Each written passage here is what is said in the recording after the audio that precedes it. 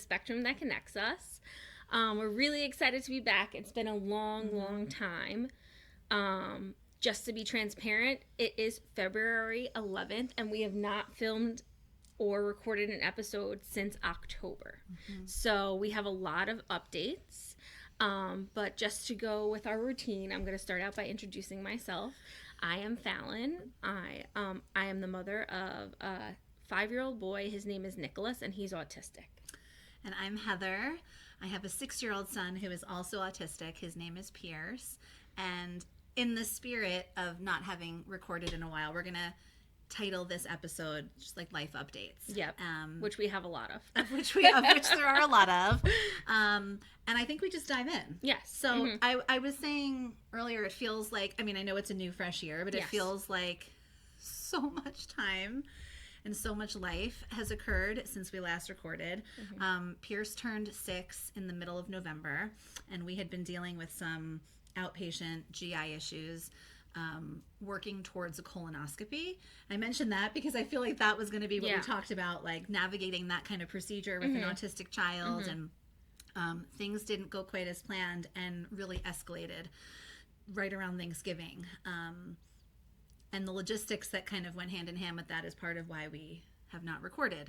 So we ended up going through 3 ER visits and an extended inpatient hospital stay. And I am super happy and thankful and full of gratitude to report that Pierce is now thriving and is well. But there's obviously a lot that happened between then and now. And I've been kind of having a little bit of a hard time thinking, I was just saying this, like how to talk about this in a way that doesn't just like get in the weeds of Pierce's like medical experience.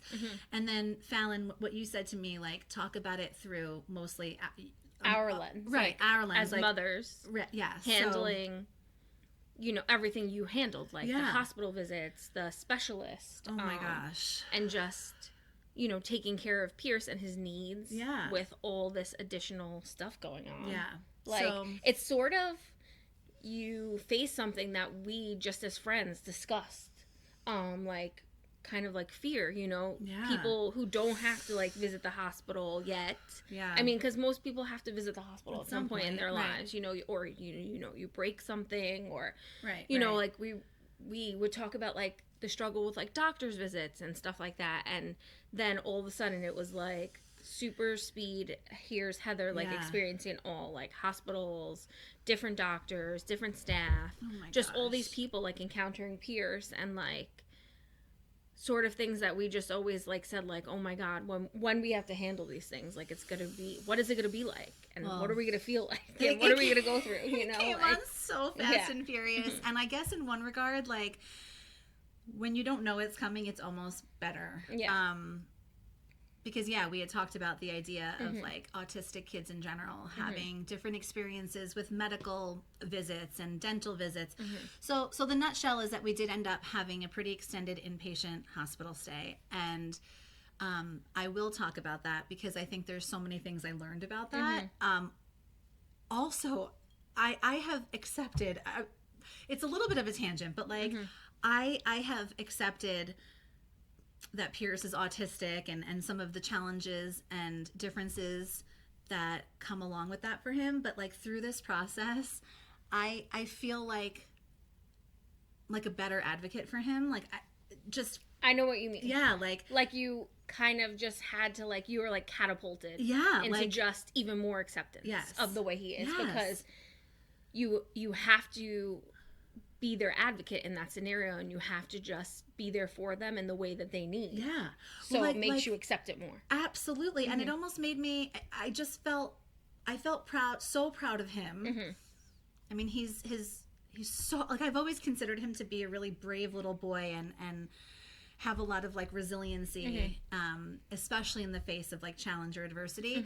But I feel like, I feel proud of myself as an advocate because I was saying to nurses in the ER even, like, Pierce is autistic and, an IV placement for any 6-year-old is going to be hard, but like here are some things that through our first few tries of it, I've noticed might help Pierce, because from like a sensory standpoint, this is just overwhelming. And so there's so much to unpack, the logistics of going through the ER and going through an inpatient stay. Fast forwarding, I think, is probably the best way. Like I said, Pierce as well. He was diagnosed with a chronic illness. So I think that will be something that we talk a lot about. Pierce was diagnosed with IBD. So kind of just that way people aren't like in suspense of what's going on. We've had GI issues. We were dealing with an outpatient. His underlying GI issues were exacerbated due to walking pneumonia, which I feel like was so prevalent this year. Yeah, it was definitely at that time point too. It was like all over the news and everything. That was like spreading amongst children in our children's age range. Yes. So that was, the way I can sum it up is that he ended up with walking pneumonia, and it exacerbated his underlying GI issues, which we at the time did not have a diagnosis for. We have come to receive a diagnosis of very early onset IBD. And that is, a chronic illness. It's a lifelong autoimmune disorder. There is no cure, but there are awesome treatments, and there's a lot of options, and I'm so thankful for that. So it's interesting because, like, I know, like, I've never considered autism to be like a lifelong medical condition. It's just like part of our kids' identities and who they are. Like, they are autistic little boys. But now, like, layering on top, like a medical complication. Yeah, like a medical layer that is a chronic illness. I guess that's like right now I feel very much like it's exploratory for me, like how we navigate this layer of chronic illness for an autistic little boy.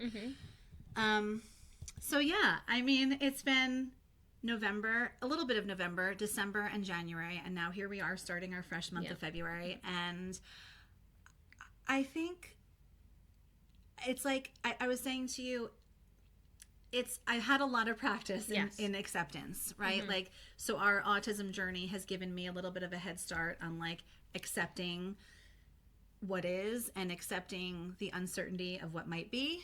And both of those are like really at play again. And I've had a lot of like emotional moments. I feel like this is hard to say, but I've always thought like autism was Pierce's thing. That is so beautifully part of who he is. And I thought that the challenges and adversity that would come with being autistic in a world that isn't really set up for autistic people yet, but there's so much beautiful change that I know we spotlight. I thought that would be like what he had to navigate. So it's really hard to think that there's a medical layer on top. But yeah, I mean, I wanted to share, I guess, without totally going down all the tangents, what it is like, or what it was like to go through the ER and an inpatient stay with like an autistic child. So I think it's important. We have you to like offer this information to people who are like curious about it. I mean, now I have insight on it because of our friendship. But thankfully, like, Heather's experience was, I mean, although it's very frightening, your child's sick in any scenario. She had like a really positive experience. Absolutely. Where she was. So that, I mean, is really nice to hear. And even just some like messages you'd send me over the time, like something a nurse did or something they offered to him. Oh my gosh. Or even like recently you sent me a note that the doctor wrote, like requesting like an accommodation for him. Like it was refreshing to see like that people are trained. And like aware and really willing to help. You know? And like so accepting.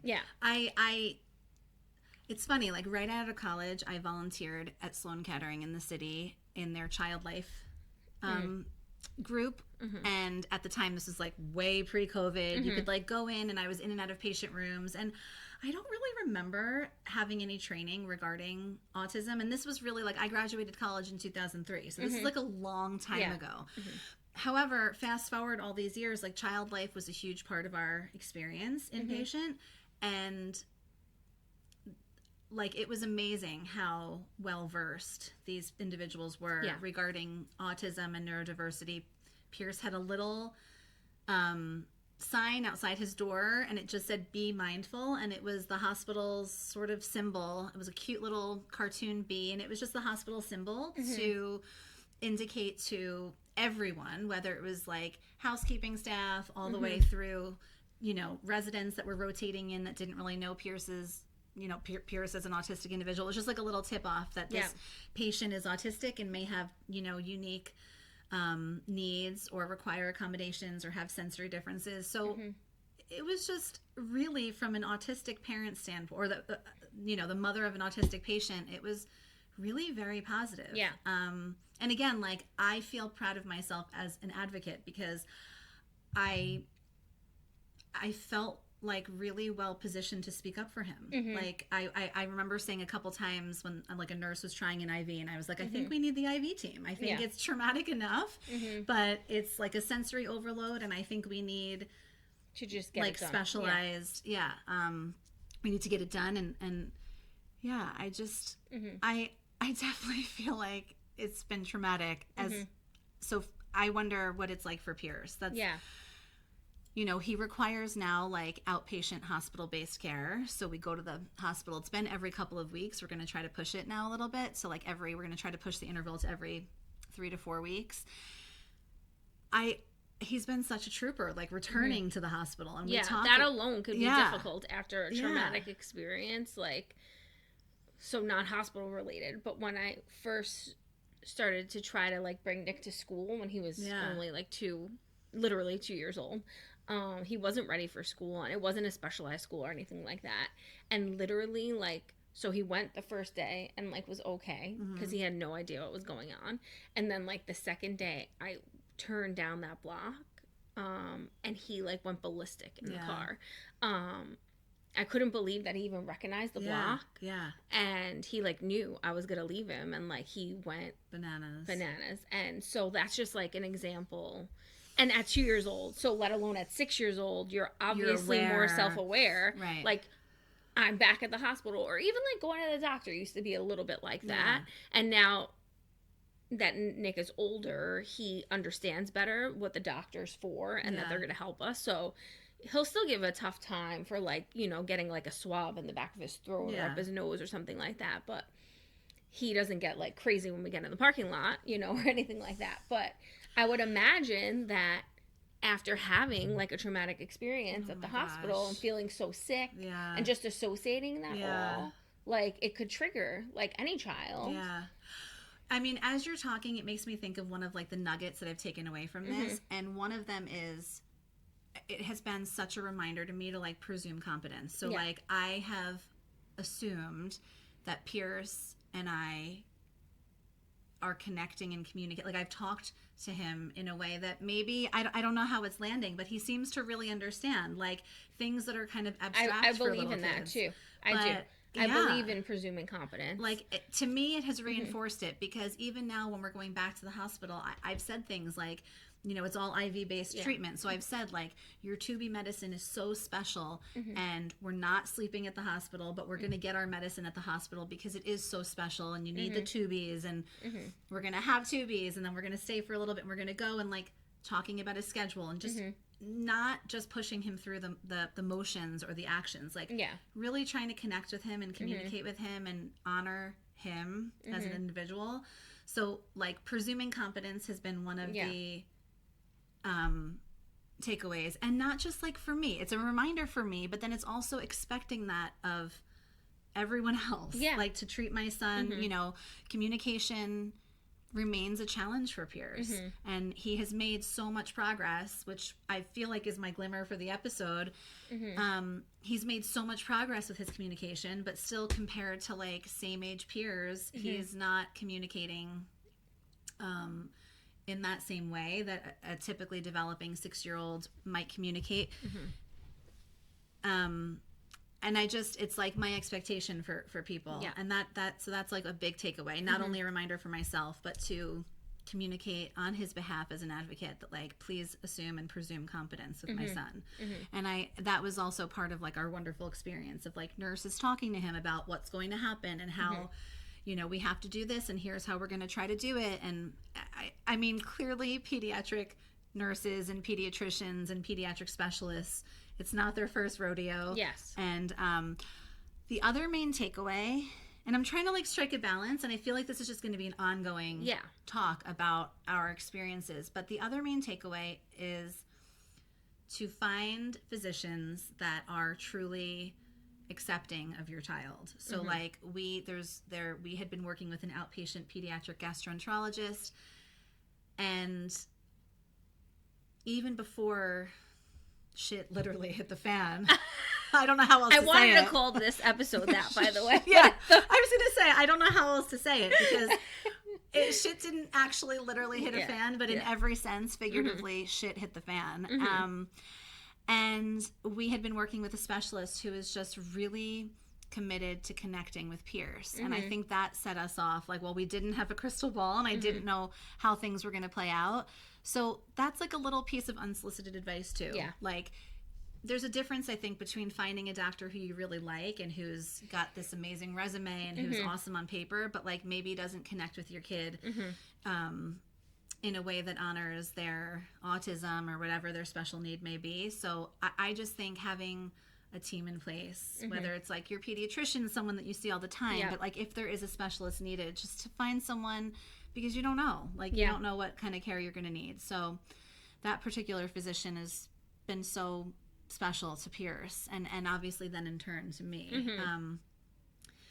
That is good advice. Yeah. Because, I mean, obviously there's tons of great physicians out there. Yeah. But it does sometimes help to just have that special somebody who, like, gets it a little bit more or is willing, at least just willing to try. Be open-minded and because there are plenty of physicians who, you know, I don't know. Well, it's almost like teachers. Yeah. Like, there are so many great teachers, but there are those who teach with heart. And it's like, if you can find physicians who care with heart, I think that is, it's just so important. God willing. Like, you end up not needing inpatient care or, like, things don't escalate. But just, that's something I think about now, like, as we need other physicians. Just kind of getting a sense right off the bat of that type of connection or potential for connection is, I think, so important. When I think about, like, what you went through over the last few months, I obviously had a lot of time to think about it. So Heather and I talk, like, every day pretty much. Not during this. Like, I you know, held back because I knew so much was on her plate. But she would reach out to me, and then, of course, like, I would, like, get back to her right away and stuff.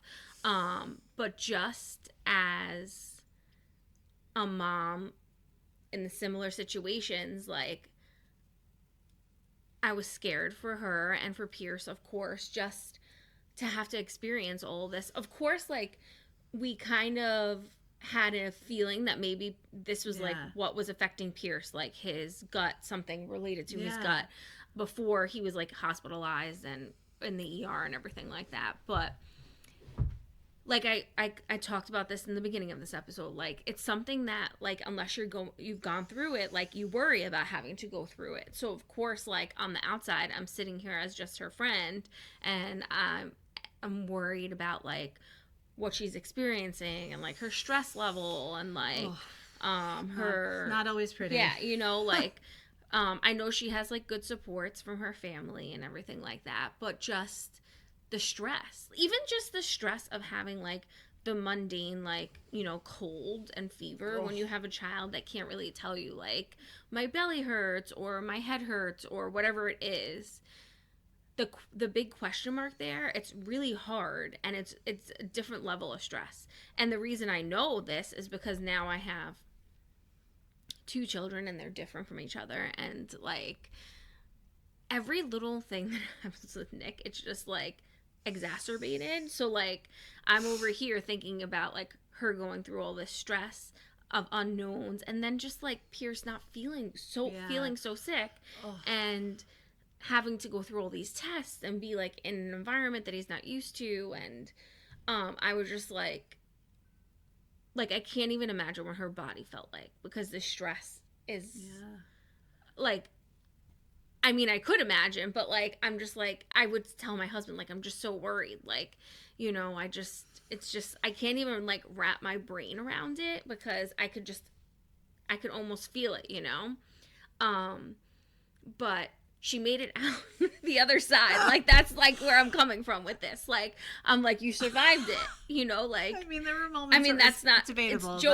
It's jokingly, I'm saying you survived it, but like, you made it out and you experienced this, and like, and I'm proud of you, and I'm happy that like you had good care for your son, and that like people treated him the way he should be treated, and you the way you should be treated as his mother. But I'm just like, well, thankful obviously that everything's okay, and that Pierce is like receiving medicine that's helping him, and thankful for science and everything like that. But like, truly, I'm just like a little like in awe, like, oh wow, this like big thing happened, and like they're coming out the other side, and like how resilient, right? How resilient like you could be, and we could be as mothers, Yes, I was gonna say, I feel like it's like expanded. Like, I actually came out of this experience, and I thought to myself, I've said to my therapist, I feel like I've said to you, like, I am so much mentally tougher than I thought I was.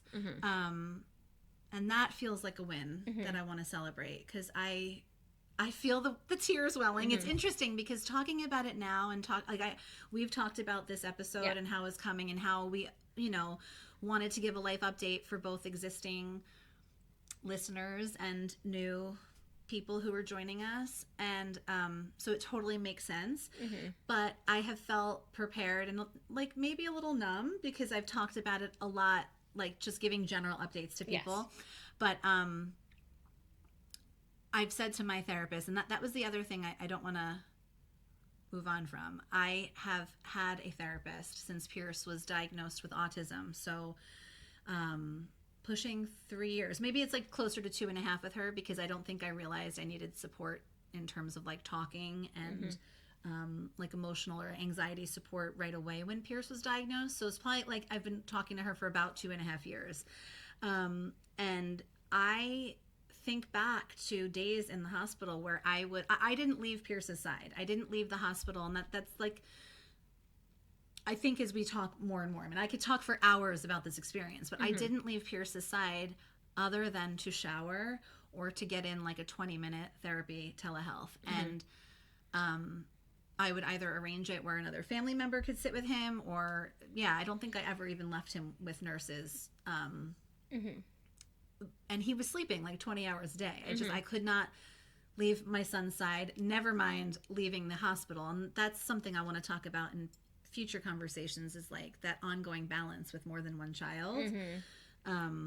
Which becomes really difficult in scenarios. It was like this, so elevated and exacerbated, that struggle and the guilt of like, I can't be home with my daughter who's 10 and still very little. Like, I cannot leave the hospital premises without my child. So that wasn't ever a thought that I had. Like, I knew I wasn't leaving until it was with Pierce with me. But I wanted to put a spotlight on therapy, because I know I've shared before how important therapy is for me, through the lens of autism and managing my anxiety and anticipatory anxiety and anxiety regarding what the future may or may not look like. But having someone to talk to about this experience while it was happening, I definitely think is part of why I was able to make it out in one piece. And because things like got really acute. I mean, at one point I have an image that like just will not, I don't think, ever leave my mind. But we were in the ER, and I knew Pierce was super, super sick, but like I was not prepared for a surgical team literally rushing in and doing like an emergency evaluation if he needed a surgical intervention that for like a life-threatening condition. And he did not, but it was that, like, I remember pacing and we had a little, like a maybe 90-second heads up from an ER resident that like a surgical team is coming in, and I look back and I'm so thankful. Like, I really am mentally stronger than I thought I was. Yeah. If I was told about that scenario, I would think that I would have required like some kind of support, like medical support. I would have thought that I would have put myself into like a panic attack or some kind of like attack. It would not be a full discussion on a life update if I didn't say that I feel like God was like taking care of me or looking over me. I had my annual exam on the Tuesday before Thanksgiving. Pierce got acutely sick the night of Thanksgiving. So I had gotten all of my blood work. I had an EKG at my She knew physical. She was healthy. So if I didn't know that my heart was well or my blood was well, that I would have really worried, like, if I was going to give myself some kind of like cardiac issues. So I feel like God was like, let me give her just like let me throw her a bone and let her know that like she's not going to have an actual heart attack. And that's like all joking aside. I would have thought that the stress would have like induced some kind of like cardiac event. So that was just like made me smile. And I was like, I know I'm healthy. My heart is good. I can handle it. I'm healthy. Yeah. But like therapy played a huge role in this for me. I would like sneak out of the hospital room and find like a quiet little corner, or if I were alone with Pierce and he was asleep, I would like go into a corner of the hospital room and have like a 20-minute session. And so I wanted to bring that up. Like, it's good to get very huge proponent of therapy. It's a way of like taking care of yourself a little bit in a time where you really couldn't do anything for yourself. It was just like non-negotiable self-care. Yeah. I totally consider therapy self-care. Yeah. And my therapist was sending me prayers that I could say and sending me poetry and songs that I could lean in on, and it was like so important to me. Yeah. So no, I get that. Yeah. 100%. So that is like a lot. Yeah, and I could go on for so much longer. And I'm sure like it will come up, of course, because we'll talk about comorbidities with autism. And, you know, we talk about our children and our lives and what we're dealing with day to day. So, like, obviously, of course, like, this is going to be part of, like, Pierce's journey. Like, it's a chronic illness that he has. And so it will come up again. And it's, you know, I commend Heather for sharing, of course. And I'm sure, you know, whoever's listening, gut issues and autism, like, are hand in hand. There's a big connection between them. And so I'm sure she's not the only person. I know certain, like, she's not the only person that I even know who has a child with autism who also has like gut issues. Right. And so, and I mean, my circle's not that big, you know, so but it will be revisited, of course, throughout our topics. It's gonna it's like another lens now, you know. So while she was going through all of this, you know, my life was like mundane in comparison. Although it was also, besides Pierce and not feeling well, it was the holidays, which always like sidetrack everybody from everything. And then have also been like emotional for you. Yeah. And yes, of course. And then also just that time of year where like winter comes and like the kids just get sick in general, and like so that all deterred us from like recording at all for the last couple of months. And then but on our front, like on my front and Nicholas's front, you know, when I left off in October, I was talking about struggling with him adjusting to school. Although his adjusting to school was going fine, it was causing me a lot of stress. Yeah. Well, come December was the first time I saw for him like a real comfort that I didn't even know I was looking for. Yeah. But I was like, wow, like he's comfortable, and that's what was missing. So my stress level has definitely like decreased, thankfully. But we've been going through like some little like growth things with him. I think we received a diagnosis of ADHD for him in January. Oh my god, and not that I forgot, but that's like a whole separate conversation, which I don't really know how I feel about it. I do think has definitely attention deficit.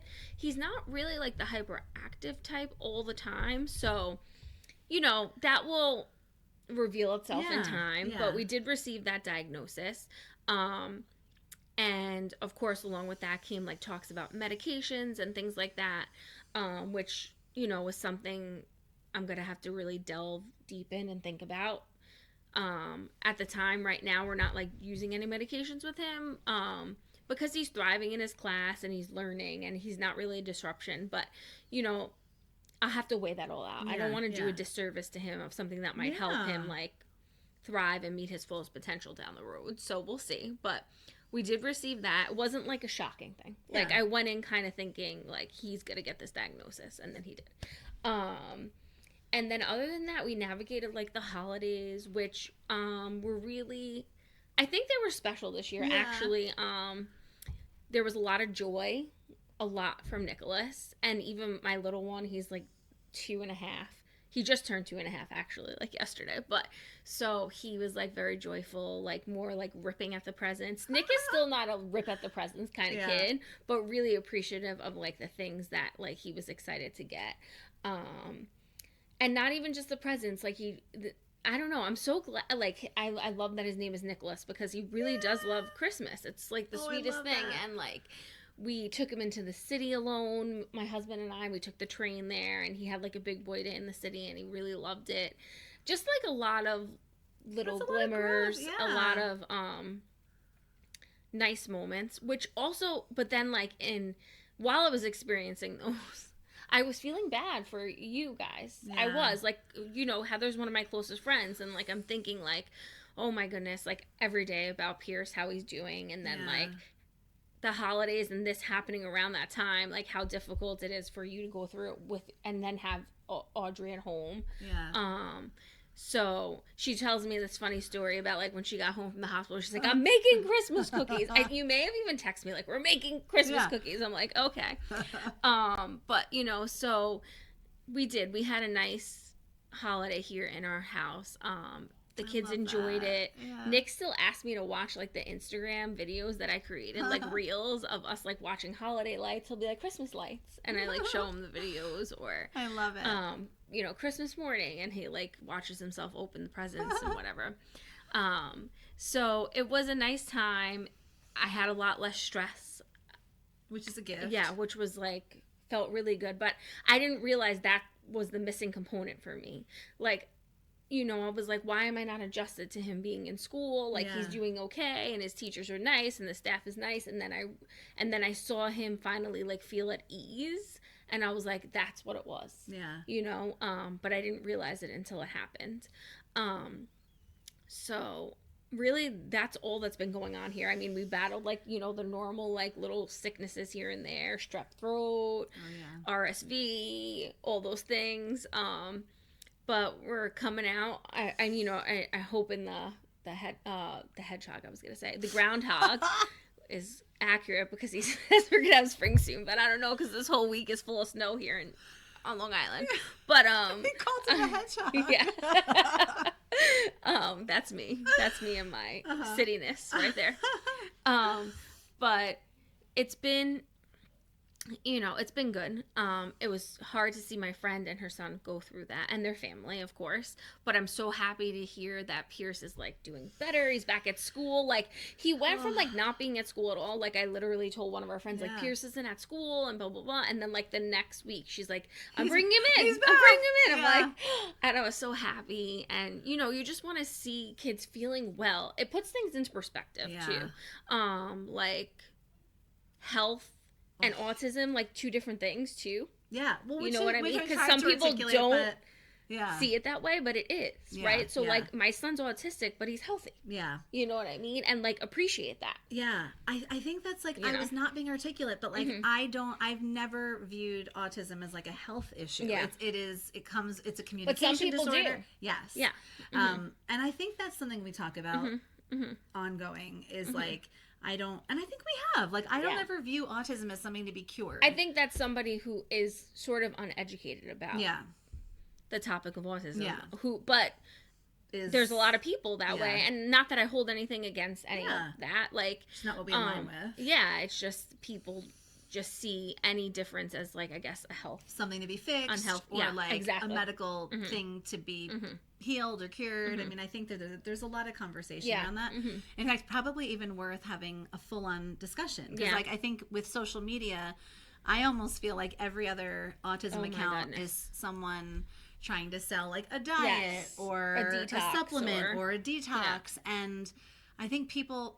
I would like to assume people are like in it for the right reasons. Oh, I mean, yeah, of course, yeah. money I feel like is a driving Yeah. force, but like that they believe in their heart that like, you know, this could benefit kids. That's a whole separate conversation. But yeah, there's a lot to unpack. It's been a lot of time. Yeah. But we're back in motion.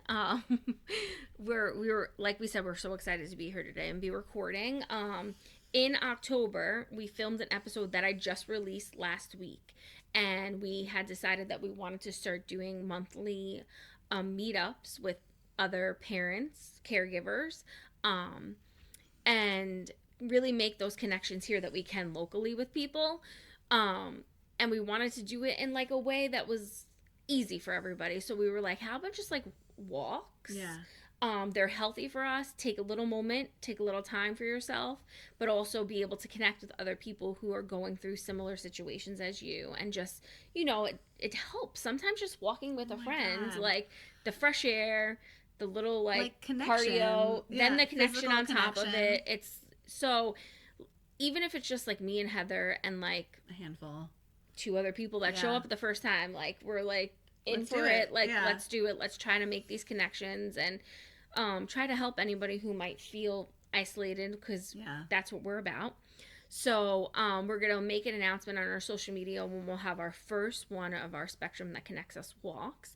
And it will be just local areas in Long Island. Like we'll pick somewhere different every single month. We'll try to stick to like the same, like maybe like the first Sunday of every month. We haven't picked a date yet, but something in regards to that so people can keep it in mind. And take it from there. But we're really excited about that. Making those connections in person that we can, you know. And so on that note, I think we should talk about our glimmers for this episode. So you can go first. Okay. I mean, I think in a future conversation, the overarching glimmer is, and I know I've mentioned it, is that Pierce is like really doing well, but I think he is thriving because he probably was in a lot of pain and a lot of discomfort for longer than we realized. But I have a very specific glimmer. I think I mentioned this to you. Well, I had a wisdom tooth out like just shy of 2 weeks ago. And it was something that like in the fall was like on my to-do list. And then when everything happened, of course, like so much just slipped off my radar and was put on hold. So I had a wisdom tooth out, and I was like a 43-year-old baby. I was like sitting in this chair. I was like shaking and like right before, as they were like prepping for the little procedure, and I was like so tense. I was like, oh man, just feeling like stressed out and like, you know.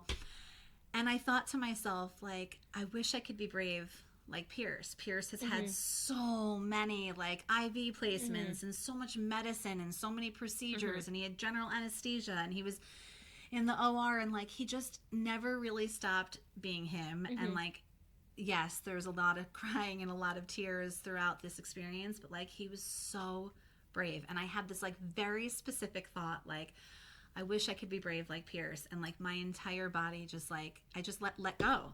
Actually, so much of the oral surgeon was like, whoa, what just happened? Because I just accepted that like, it's scary to have oral surgery, but I'm gonna, if he could do everything that he did, all of the things. And it was just those little words that I think are going to carry me. It's like my glimmer of like, I wish I could just be brave like Pierce. And that is really like such a glimmer for me. So my glimmer in this episode actually has to do with a story Heather told me while she was going through all of this.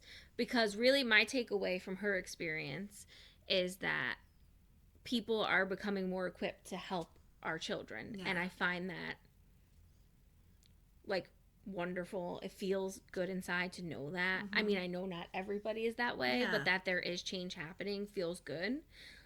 So one thing she told me, and she actually I think even sent me like a picture. Okay. Like, oh, this when is she fun. Was in the hospital with Pierce, he got to have a music therapist come into the room, which I was like, what? Like, and that just like, it brings joy to me now, even like just repeating it, because it's like they're really trying to meet the needs of these kids. And I'm sure, you know, that helps neurotypical children too, anybody in the hospital. But I was so happy for Pierce in that moment because I know that he really loves music. And I was like, oh, I'm so glad he's getting like something that is special to him.